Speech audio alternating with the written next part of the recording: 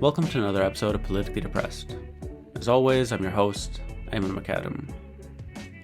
So for today's episode, I'm going to share an analysis that I have that I've been sitting on for a while, that it's not so much that I think people aren't discussing, but I think people don't realize. But now it's become very evident, and I have seen some writings that are sort of like hinting at what I'm talking about, or at the analysis. But basically, I'm going to talk about what I think is actually the worst thing that Elon Musk has ever done. And yeah, I'm going to leave that as a little teaser. But before I get into anything, a brief announcement for today's episode. The From the Periphery Media Collective has a new podcast. It's called Syria, the Inconvenient Revolution.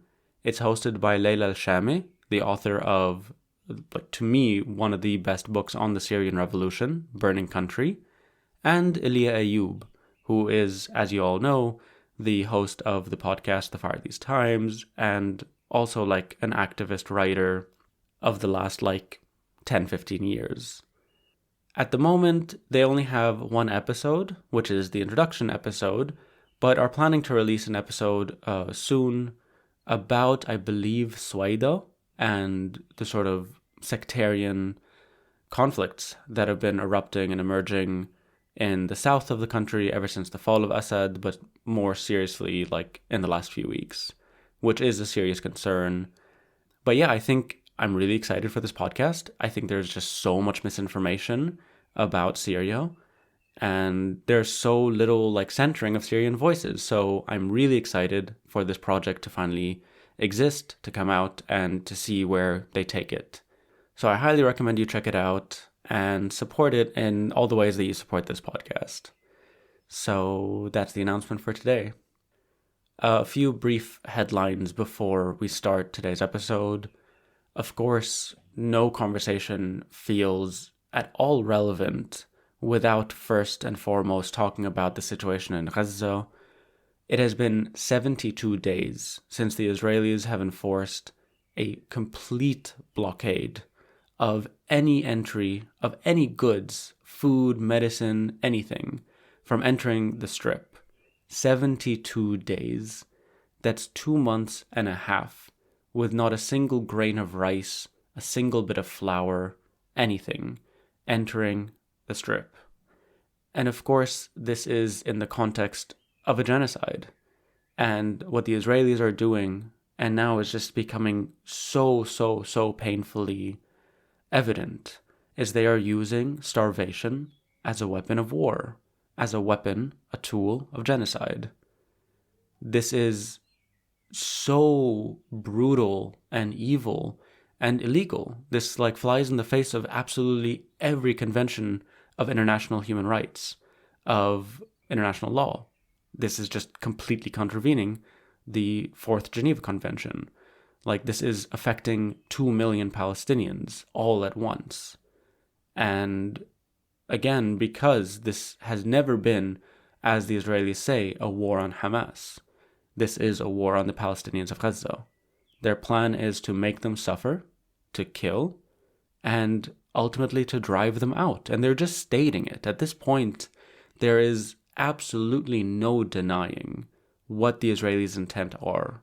They are just outright saying it, that they want to ethnically cleanse these 2 million Palestinians from Gaza and occupy it. And now with Trump, they've got this full green light.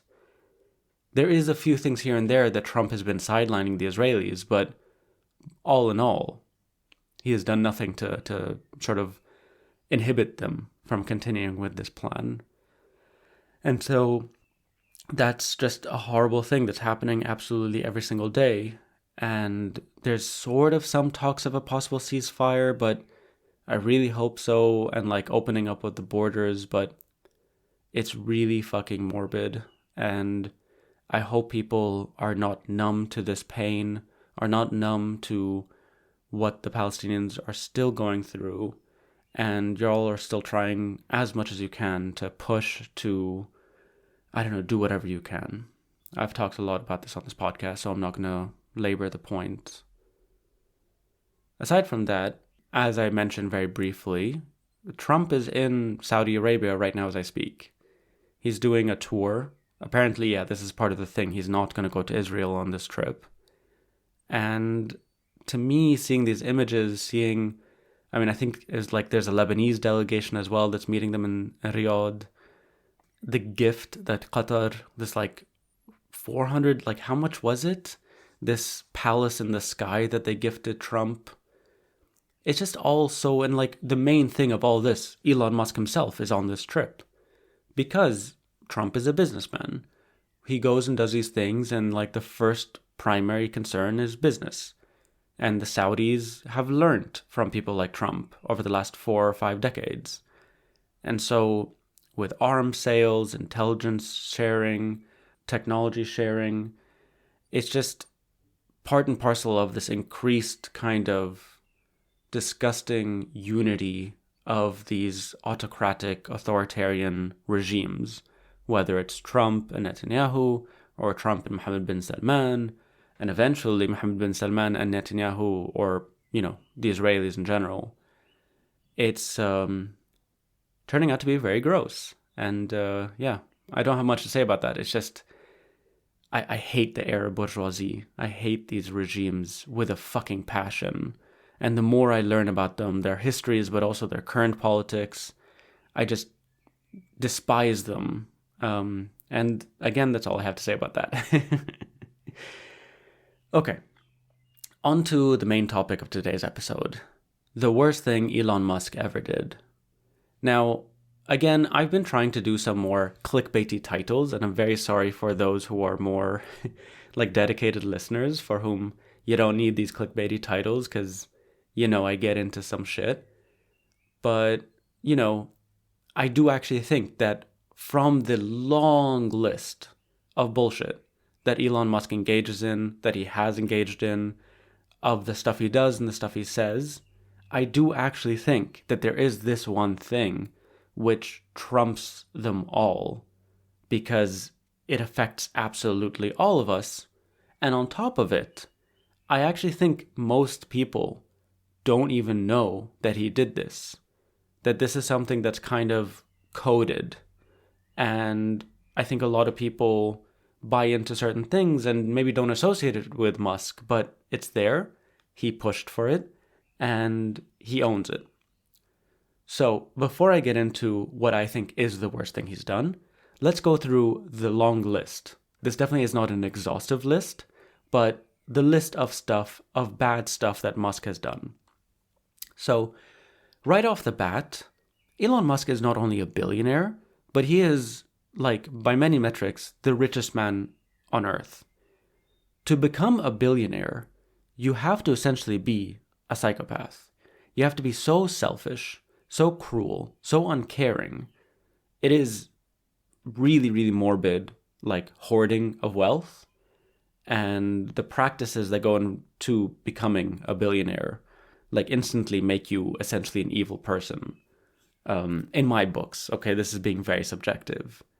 But on top of this, his claim to fame is Tesla, right?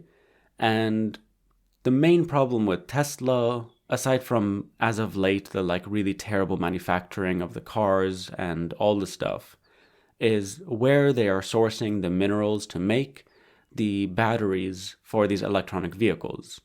A lot of these minerals, such as cobalt, come from very, very, very unethical sources. We are talking about child slavery. We are talking about areas where militias control, in the Democratic Republic of the Congo, right? Where another genocide is active. And a big part of it is controlling these resources so that Western companies can use them to make their, smartphones and their cars. But aside from that, dude is a terrible father. I don't know if people see his daughter. I think her name is Vivian. The way she describes being raised by this man, but also the way he writes about her, misgendering her and saying, that his son is dead, as in whatever woke mind virus bullshit. really, really atrocious things to say about your child on, a massive platform that you own. Super irresponsible, super reckless, super like villainous, like really villain behavior. But yeah, that's like another major thing. He is just a terrible father, and also like a mass father, because I don't know if people know, but he has this thing of like, spreading his seed essentially. He talks about like, whatever, I'm not going to get into that. It's like very eugenics and bullshit. I mean, he helped Trump get reelected, right? And then when Trump does get reelected, he does literally a Nazi salute, which is not just like a code or like a dog whistle. He has very much so emboldened the neo-Nazi movement in the US. Like, that's really difficult to understate how disastrous and fucked up that is. Aside from that, his takeover of Twitter and turning it into this, like, basically like a paid version of 4chan, but really destroys a lot of information networks and is a place that people like.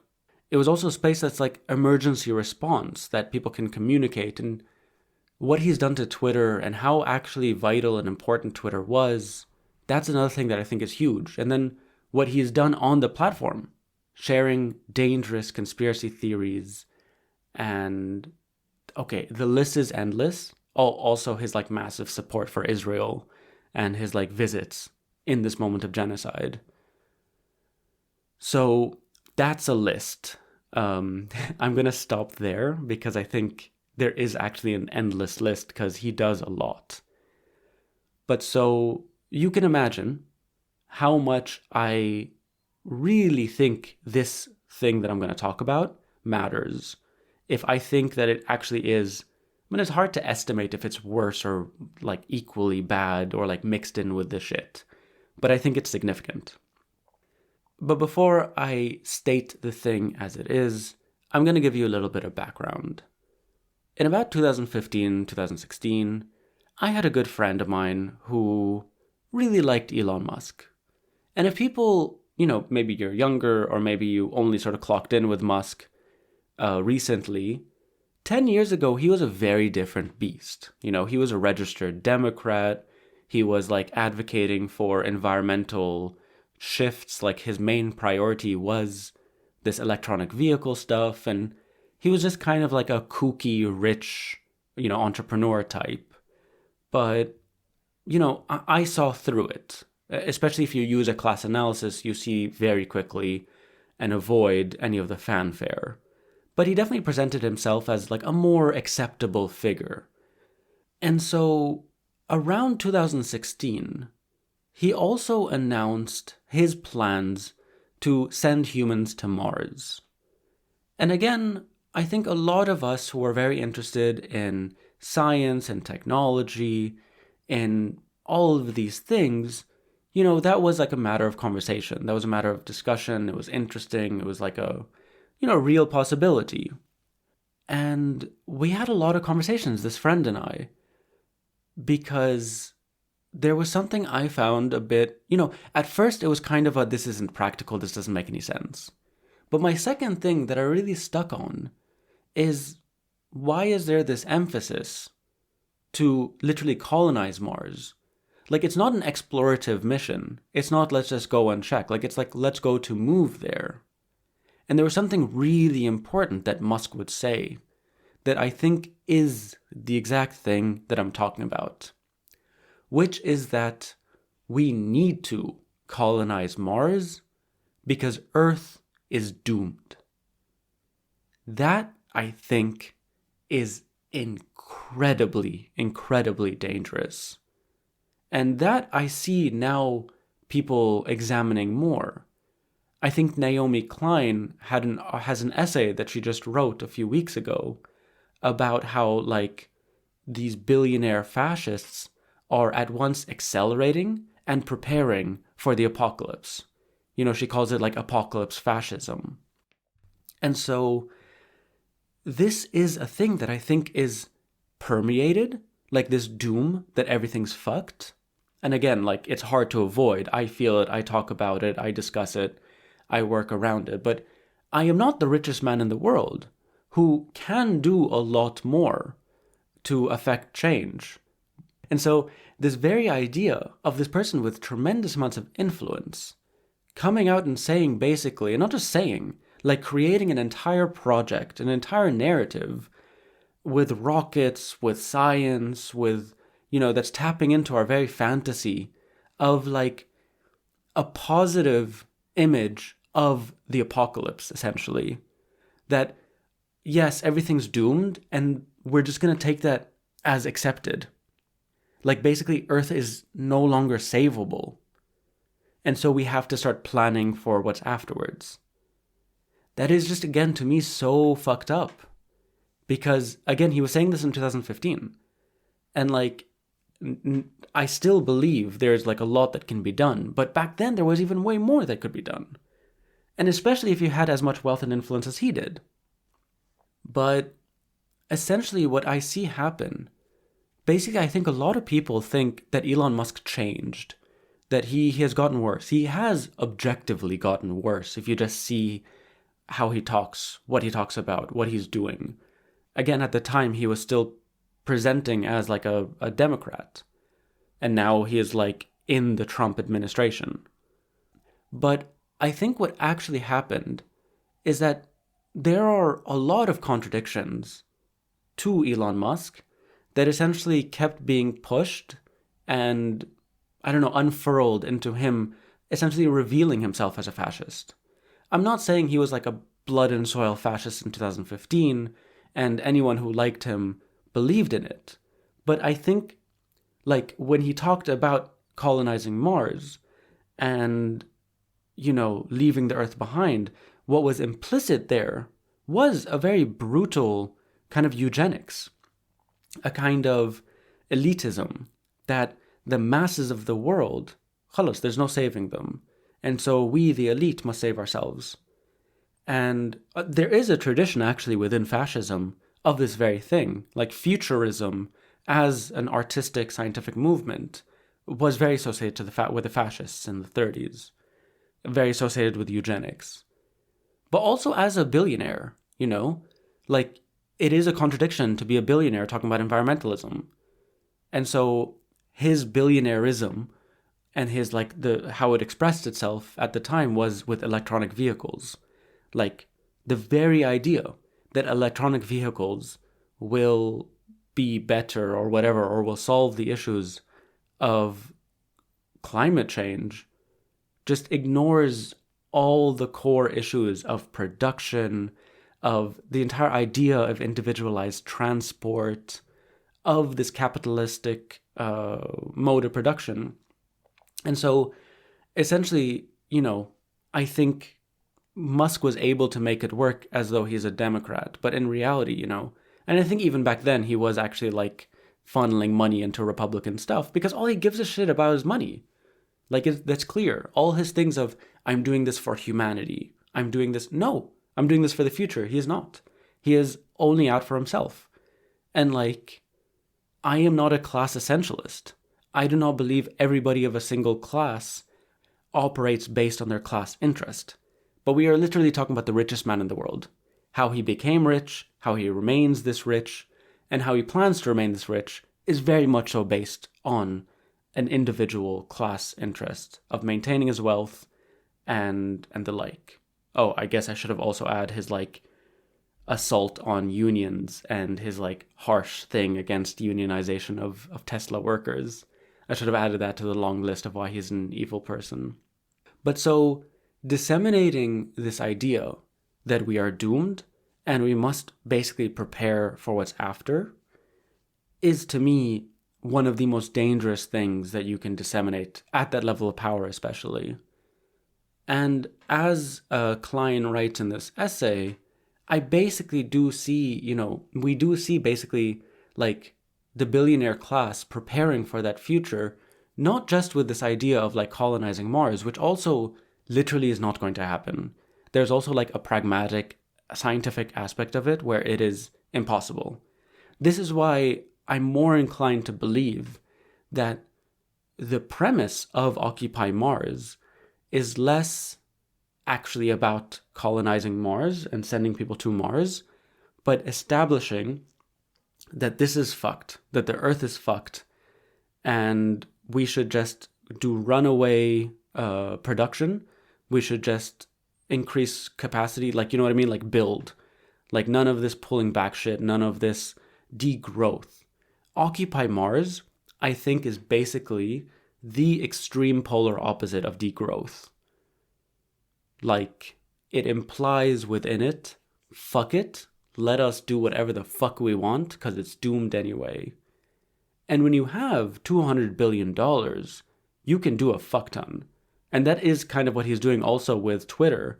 Now with this like AI bullshit, like the generative AI he has now called Grok, which the AI boom is so situated within this exact ideology of fuck it, it's all doomed, so we might as well build these huge warehouses and, you know, destroy the planet at a faster pace because it's fucked.